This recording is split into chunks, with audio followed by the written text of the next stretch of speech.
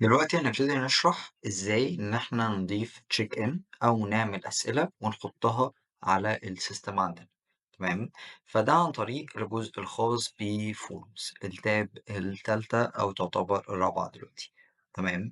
طيب عندي هنا 5 حاجات اللي check ins و check ins forms و questions و check ins types و labels هنفهمهم دلوقتي واحدة واحدة.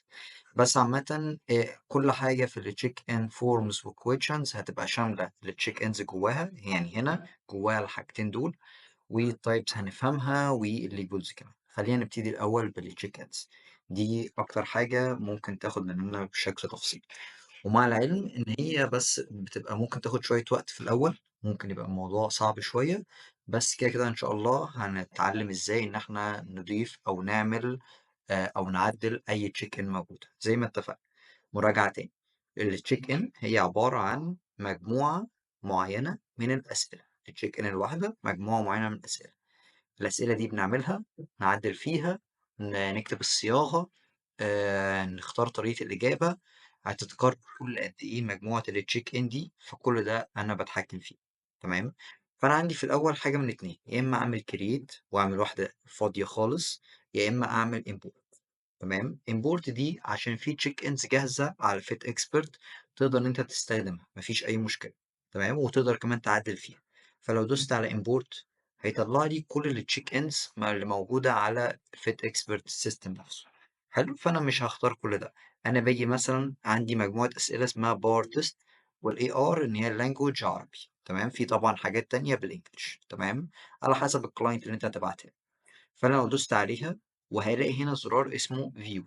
فأنا لما بدوس عليها وأجي هنا view هيطلع لي الأسئلة اللي جوه التشيك إن اللي اسمها الباور تيست. لو عايز أغير اسمها ممكن أغيره كمان. حلو. فبيجي يقول لي أول سؤال، حابب تتمرن في البيت ولا في الجيم؟ عايز أعدل السؤال ده وأكتب حاجة تانية، أوكي. تمام. وهنا بيديني كذا اختيار. هل أنا عايز السؤال ده أعمل له import وينزل عندي في الأكونت بتاعي؟ اللي إحنا بنعمله دلوقتي بنظبط الأسئلة أو الcheck ins على الأكونت. هنبعت إيه بقى للعميل؟ دي لسه مش هنوصل لها دلوقتي. تمام؟ طيب حابب تتمرن، دي الأسئلة كلها أهي. تمام. أنا باختار السؤال ده، السؤال ده مش عايزه لو أنا عايز حاجة معينة، وrequired إن لازم العميل يجاوب عليه، لو ما جاوبش عليه الcheck in كلها مش هتوصل ليك أنت كcoach أو كدكتور. تمام. فأنا باحدد إن هي required والّا لأ. تمام. زي مثلًا الصورة، في ناس ما بتحبش تبعت الصور بتاعتها وهكذا، فهي ممكن مش required. فأنا باselect الكلام ده وباعمل save، باختار اللي أنا عايزه. تمام. دي وباعمل save. فبالتالي بارجع باشوف اللي بعد كده injury assessment لو في حد عنده إصابة، فبادخل أعلّم عليها، أقرا الأسئلة اللي جواها وهكذا. لو عايز أغيّر أي حاجة نفس الكلام بالضبط، نفس كل حاجة، ما فيش فرق نهائي. تمام. هاعمل back مثلًا، عايز أغيّر اسمها بدل ما أسميها injury assessment لأ هاسميها إصابات وأعدّل فيها اللي أنا عايزه.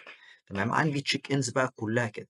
اخترت خلاص الحاجة اللي أنا عايزها، باعمل save، فالاقيها نزلت كلّها عندي في الaccount بتاعي. دي كده أول حاجة إن أنا import حاجة موجودة وأعدّل فيها من خلال السيستم.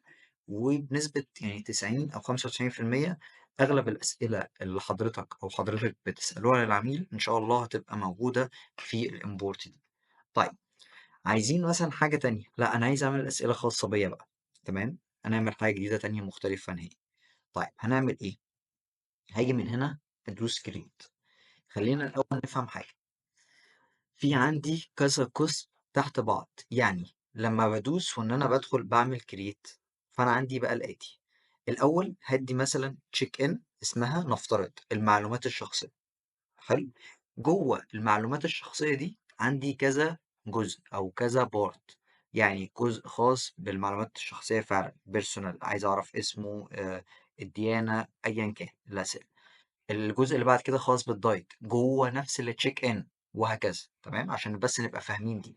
فالجزء ده او البارت ده كل جزء، مثلا الجزء بتاع الدايت جواه اسئله كمان معينه، تحب تاكل ايه، تصحى امتى، بتنام امتى، وهكذا.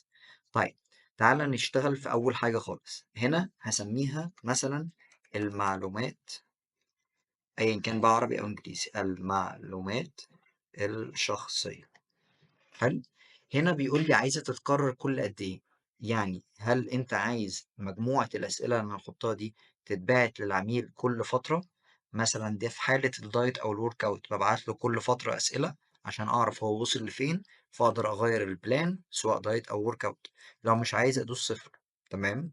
طيب ريليتد بروجرام إن هي مرتبطة بأنهي برنامج، يعني هل مرتبطة إن أنا أعمل على أساسها دايت بلان، ولا مثلا أعمل ريزيستنس اللي هي الورك أوت وهكذا. مش عايز أضيف حاجة ما أضيفش. اللانجوج بتاعتها هتبقى إيه؟ مثلا أنا هضيف الأسئلة دلوقتي بالعربي. تمام. التشيك ان تايب هي تبع انهي نوعية، ودي هنشوفها كمان شوية. في التشيك ان تايبس اللي هنا ممكن ازود تايبس تانية من هنا، بدل ما دول بس ممكن ازود حاجات تانية. تمام. انا قلت معلومات شخصية فانا هخليها بيرسونال انفورميشن. تمام. هل تحب تبعت تشيك ان تانية بمجرد ما هو يجاوب على البيرسونال انفورميشن دي؟ يعني هو جاوب على البيرسونال انفورميشن. تمام. عايز ابعت له تشيك ان تانية بعد ما هو بيجاوب اختبار النظام الغذائي. ده النكست اسسمنت اللي هو مثلا في حالة لو حطيت هنا 7 ايام، فبعد هو دلوقتي احمد دخل جاوب على المعلومات الشخصية وعمل رسالة. بعد 7 ايام مش هتتبعت له المعلومات الشخصية، هتتبعت له اختبار النظام الغذائي. دي الفكرة بتاعتها. تمام. مش عايز خلاص ما بشيل العلامة وان انا مش هبعت له الحاجة دي هتبقى ايه. تمام. ده الجزء ده. عندي هنا اوبشن سند اوتوماتيك، ان بعد ما هو جاوب على المعلومات الشخصيه بعد 7 ايام الاختبار النظام الغذائي هيتبعت له اوتوماتيك. تمام. ما اتبعتلوش شلت دي خلاص، فانا مش هخليها تتبعت اوتوماتيك، لازم ادخل انا ابعتها بنفسي. تمام. وخلينا فاهمين حاجه، ان وانس ان انا بعت للكلاينت تشيك ان، فهو لازم يجاوب عليه، مش حاجه اختياريه بالنسبه له، هو لازم يجاوب عليه. فبالتالي معنى كلامي ان انا لازم لما ابعت له تشيك ان ابقى فاهم ان انا ببعت له اسئله مخصصه ليه اقدر من خلالها استفيد فعلا بالاجابات بتاعته. تمام. طيب كده انا عملت اول حاجه المعلومات الشخصيه، ده العنوان الرئيسي الكبير. تمام. طيب هبتدي اضيف مجموعه بقى او سيكشن صغير، فهدوس من هنا نيو تشيك ان فورم. هسميها ايه المجموعه دي؟ مثلا نفترض يعني البيانات الشخصيه. حلو. ونوعيتها ايه؟ برضو نفس الكلام كانت في التايب اللي فوق، برضو personal information. واضيف سؤال. ايه اول سؤال في السكشن بتاع البيانات الشخصيه؟ هاجي اضيف هنا بليز سيلكت واعمل نيو بلانك كويتشن. تمام. طيب هيجي لي معايا الجزء ده، الجزء بتاع التايتل اللي قدامنا ده السؤال اللي هيظهر للعميل. تمام. يعني ما هو اسمك. تمام. ده كده اللي هيظهر للعميل. حلو. دي اول حاجه. لو جيت هنا عملت فيكسد نيم، دي اللي هي بمنتهى البساطه الإجابة اللي هو هيجاوب عليها في ما هو اسمك. هل ترتبط بشيء معين؟ لو جيت عملت نيم من هنا وخليها تبقى مرتبطة، هل هتروح تسمع أو تبان في كاتيجوري معينة جوه السيستم ولا لأ؟ وهكذا. description برضو بيظهر للعميل، يعني أكتب له مثلا برجاء، فين هنا أهي، برجاء كتابة الاسم ثلاثي. تمام. الحاجتين دول هيظهروا للعميل، ما هو اسمك وبرجاء الكتاب الديسكريبشن والتايتل. تمام. وهنا لازم يبقى فيكسد نيم، يبقى فيه حاجه محطوطه. ممكن لو مفيش حاجه محطوطه مثلا مش لازم انجليزي، اخد اللي موجود هنا كوبي واحطه بيست واعمل لها سيلكت عادي جدا. تمام. هنا لو عايز احط صوره او فيديو معين يظهر له، يعني اعمل لي مثلا اختبار زي الصوره دي او زي الفيديو ده وهكذا. الانسر تايب انت بقى عايزه يجاوب بأنهي طريقة، ايه الليميتس بتاعته. يعني هل عايزه يكتب تكست، ولا يدخل رقم، ولا راديو ان هو يختار، تديله مثلا 3 اختيارات ويختار منها حاجة واحدة بس. عايز تخليه يدخل ديت، يدور مثلا في الريسيبيز الموجودة على السيستم. مثلا أنا بحب آكل كذا، بتحب تاكل إيه؟ فهو بيحب ياكل سمك، فيكتب حرف السين يطلع له أي حاجة فيها حرف السين من خلال اللايبراري بتاعت سيستم فيت اكسبرت. تمام. عايز أدخل تاريخ، أدخل ديت تايم، تاريخ ووقت، ديت رينج من فترة كذا لفترة كذا.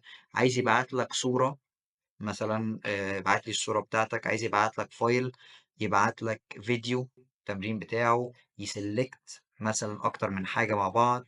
تشيك بوكس نفس الكلام. لو عنده إصابة هنا بيطلعوا لستة إصابات وهكذا. في طبعا أنواع كتيرة جدا من الإجابة. فهنا منطقيا هخليه يجاوب تكست. طيب بيطلع لي بقى محددات. أقل عدد حروف يدخّله في الإجابة دي 1 وأكتر عدد حروف يدخّله مثلًا 300 بالكتير، فأنا بازوّد يعني على الحد المنطقي إن هو يكتبه، تمام؟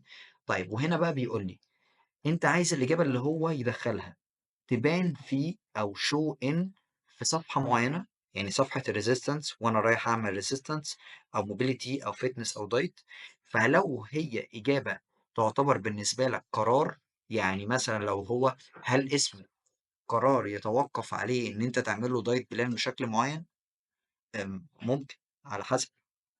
طيب هل مثلًا مقاس الbody fat الbody fat percentage نسبة الbody fat هل هي تفيدك في الدايت؟ آه تفيدني، فأنا هاروح تبان لي في صفحة الدايت، ممكن أخلّيها في أكتر من حاجة كمثال، لو أنا مش عايز خلاص تمام، فبعدها باروح باعمل save question فدلوقتي أنا عملت إيه؟ وبعدين أعمل save check in for حلو، خلّينا نشوف إحنا عملنا إيه، تمام، أنا لحد دلوقتي لسه ما خلّصتش الcheck in ولا سيّفتها، أنا دلوقتي عندي check in اسمها معلومات شخصية، عندي part أو section اسمه البيانات الشخصية، جوه البيانات الشخصية دي مجموعة أسئلة، ما هو اسمك؟ عايز أضيف سؤال تاني جواها أضيف من هنا new blank question نفس الكلام، أضيف السؤال description fixed name ممكن آخده من هنا copy وأحطه على طول، عايز أحط صورة نوعية السؤال وهكذا، تمام؟ طيب أنا دلوقتي مش هاضيف دي. حلو، طيب عايز أضيف section تاني، يعني مثلًا تحت البيانات الشخصية أضيف مثلًا الdiet قسم المعلومات بتاعة الdiet أبقى فاهم شوية عنه، فمثلًا هاجي من هنا أهي form إن أنا باعمل form اللي هي الsection new check in form هاسميها مثلًا diet أو النظام الغذائي، ده هيبقى قسم جوه الcheck in اللي إحنا بنعملها اسمها النظام الغذائي. تمام، وهاخلّيها تابعة لقسم الdiet وبعدين أضيف أول سؤال جوّه القسم ده، حلو، new blank question بالضبط، تمام، فهابتدي أضيف، إيه السؤال؟ مثلًا بمنتهى العامية، بتحب تاكل إيه؟ تمام، وهاجي هنا مثلًا هاجي أدوّر على حاجة اسمها favorite فبييجي يقول لي favorite food ده الأكل اللي هو بيحبه، تمام، حلو description ممكن أحط له هنا مثلًا أدّي له اختيارات سمك أو فراخ أو لحم، أكتب أي حاجة براحتي، تمام، وهنا أخلّيه يختار، هنا بقى هاخلّيه مثلًا نعمل له select ونضيف له بقى شوية options يعني تحب تاكل سمك، تحب تاكل فراخ، عايز أضيف اختيار تاني، دوس هنا لحمة وهو يختار، ممكن يختار ال3 عادي. وإجابة السؤال دي أنا عايزها تبان لي فعلًا في صفحة الدايت، عشان طبعًا وأنا باعمل له الدايت حاجة هتفيدني، أبقى عارف هو بيحب إيه وما بيحبش إيه، فأقدر أحط له الكلام ده في الplan وأعمل save question تمام؟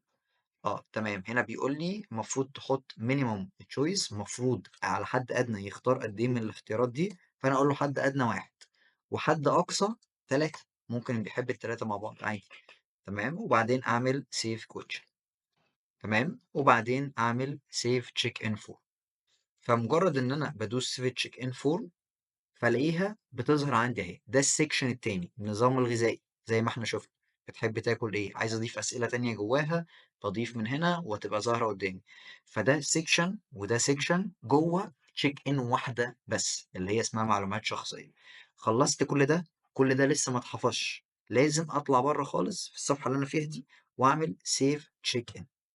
دي لازم، دي لازم. مجرد ما أنا عملت كده، كل شغلي اللي فات اتسجل خلاص، هالاقيها نزلت معايا. فين بقى؟ أهي، أدي المعلومات الشخصية، الفترة هتتكرر مثلًا كل 7 أيام، واتعملت من إمتى بالضبط، دي اللي أنا لسه عاملها. هنا عايز أعمل edit أعدل في أي حاجة أنا عملتها قبل كده، تمام، عايز أمسحها، عايز أعمل لها duplicate أكررها وأعدل في حاجة تانية فيها، أوكي، فأنا لو دوست على edit نفس الكلام بالضبط. هييجي معايا وييجي برضه ده كل حاجة طلعت قدّامي، عايز أغيّر أي حاجة معيّنة أغيّر، ده اللي أنا عايزه، حلو؟ عايز أخفي بقى سؤال مثلًا ما هو اسمك، لو دوست عليه هنا بيقول لي طريقة الإجابة text عايز أعدّل فيها تمام، minimum حرف وmaximum 300 حرف، ده اللي إحنا دخّلناه، عايز أعدّله بادوس من هنا، عايز أمسحه تمام، عايز أخفيه ما يظهرش للعميل أصلًا بادوس عليه، فألاقيه اتخفى بالشكل ده، وهل هو required والّا مش required، لازم العميل يجاوب عليه فعلًا والّا لأ. عايز أمسح الpart ده كله، الsection ده زي ما اتفقنا أمسحه براحتي، وبعدين أخلّص وبرضه أعمل save، ما ننساش موضوع الsave. ده كده إزاي أعمل check in بمنتهى السهولة، وفهمنا الفكرة بتاعتها. هنشوف إن شاء الله إزاي نبعت بقى الcheck ins دي للعميل، بس لازم الأول أدخّل الأسئلة الcheck ins اللي أنا عايزها، سواء import أو إن أنا أعمل create. طبعًا الأسهل import، بيبقى الموضوع أسهل شوية، لكن الcheck in هنا برضه هي سهلة بس ممكن بتاخد شوية وقت، وكده كده هي once إن هي اتعملت بتبقى موجودة عندك دايمًا، مش بتتغيّر كتير يعني، يعني مش حاجة كتير إن أنت دايمًا بتغيّر في الأسئلة بتاعتك. بس دي كده إزاي نعمل check ins ونسجلها على الaccount الشخصي بتاعنا.